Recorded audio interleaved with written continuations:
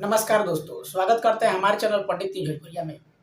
आज हम बात करेंगे भोजपुरी के पावर स्टार पवन सिंह के बारे में। दरअसल मैं आप लोगों को बता दूं कि भोजपुरी का पावर स्टार पवन सिंह, जिनका फैन फॉलोइंग इतना ज़्यादा है, जो अभी काराकाट में देखने को मिल रहा है। पवन सिंह लोकसभा का चुनाव लड़ रहे हैं और इसी दौरान उन्होंने ऐलान किया था कि काराकाट ही ऐसा क्षेत्र है जिसमें विकास नहीं हुआ है, लेकिन हम विकास के लिए उतरे हुए हैं। तो मैं आप लोगों से बता दूं कि पवन सिंह के खिलाफ भोजपुरी के 4 दिग्गज कलाकार उनके विपक्ष में उतारे जाएंगे और साथ में कंगना रनौत भी जुटी हुई। और इससे ये साबित होता है कि काराकाट में बीजेपी बिल्कुल रिस्क नहीं लेना चाहती है, इसलिए कि जब से 400 पार का ये नारा लगा हुआ है, तब से लगातार बीजेपी कोशिश कर रही है किसी तरह वहाँ से पवन सिंह को हटाया जाए या उसको बैठाया जाए। लेकिन बयानबाजी लगातार काफ़ी दिनों से चल रही है। मैं काफ़ी सोशल मीडिया पर देख भी रहा हूँ कि बयानबाजी लगातार हो रही है।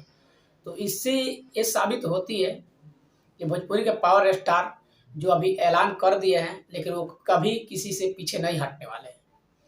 तो मैं आप लोगों को बता दूँ कि जब से आर.के. सिंह का बयान आया है, वो डायरेक्टली पवन सिंह पे हमला करते हुए बोल रहे हैं कि अभी पवन सिंह नए हैं और उनको तजुर्बा भी नहीं है, लेकिन पवन सिंह अगर बीजेपी के खिलाफ जाते हैं तो उन पे कार्रवाई हो सकती है। इस सीधा सीधा पवन सिंह को चुनौती दी है आर.के. सिंह। लेकिन पवन सिंह भी कहाँ चुप रहने वाले हैं। पवन सिंह ने खुले मन से कह दिया है कि पवनवा कबो पाकिस्तान में तो पैदा नहीं खे भाई कि चुनाव नहीं लड़ सका। तो हम आप लोग को बता दी कि भोजपुरी के पावर स्टार पवन सिंह वो डायरेक्ट संविधान के खिलाफ न जाते हुए डायरेक्ट बोले हैं कि संविधान सबको इजाज़त देता है अपनी बातें रखने के लिए और भारत में रहने के लिए और कहीं से भी चुनाव लड़ने के लिए। ऐसा कानून भी है। तो दोस्तों, इसी कानून का आदर करते हुए भोजपुरी के पावर स्टार पवन सिंह आज उस माहौल तक पहुंचे हुए हैं। अब इससे ये साबित होता है कि भोजपुरी के पावर स्टार पवन सिंह आखिर काराकाट से ही क्यों चुना। तो काराकाट इसलिए भोजपुरी के पावर स्टार पवन सिंह चुने हैं कि काराकाट में विकास नहीं हुआ है। काराकाट की जनता भी बोल रही है कि वहाँ विकास कुछ नहीं हुआ है और विकास के मुद्दे को लेकर पावर स्टार पवन सिंह वहाँ से अपना रैली और रोड शो चालू किए हैं। वो घर घर जा रहे हैं, मिल रहे हैं। लेकिन बहुत सारे लोगों का बयान भी आ रहा है कि इस बार पवन सिंह केवल वोट काटने के लिए उठे हुए हैं, लेकिन लगातार पवन सिंह को अभी धमकियां दी जा रही हैं और लगातार उनको बैठाने की कोशिश की जा रही है।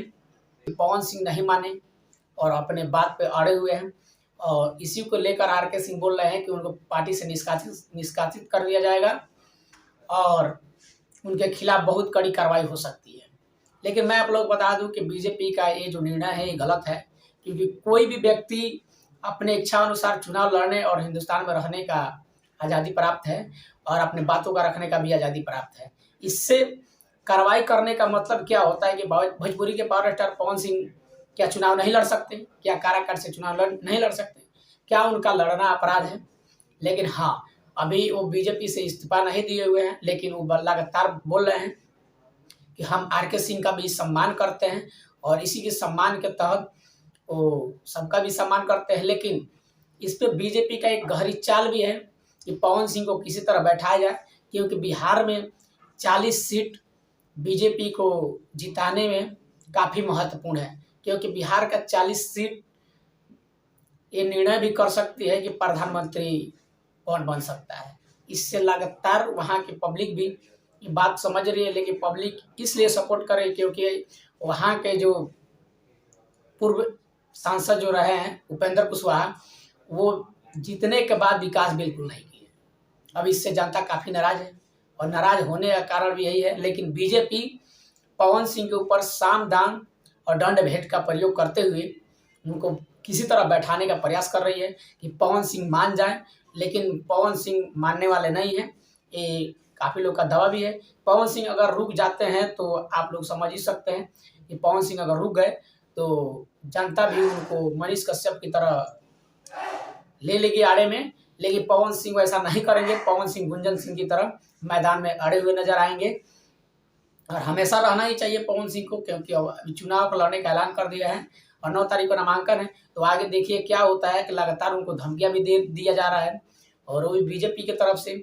लेकिन बीजेपी में जब पवन सिंह 11 साल तक रहे, 11 साल तक उनको कोई टिकट नहीं दिया गया, लेकिन दूसरी तरफ टिकट दिया गया तो आसनसोल से दिया गया।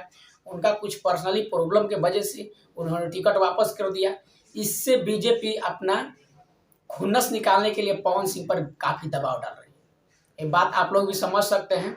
अगर जानकारी पसंद आया तो चैनल को सब्सक्राइब कर दीजिएगा और एक बार लाइक जरूर कर दीजिएगा और कमेंट बॉक्स में आप एक बार जरूर बताइएगा कि पावर स्टार पवन सिंह को अगला कदम क्या उठाना चाहिए और क्या नहीं उठाना चाहिए।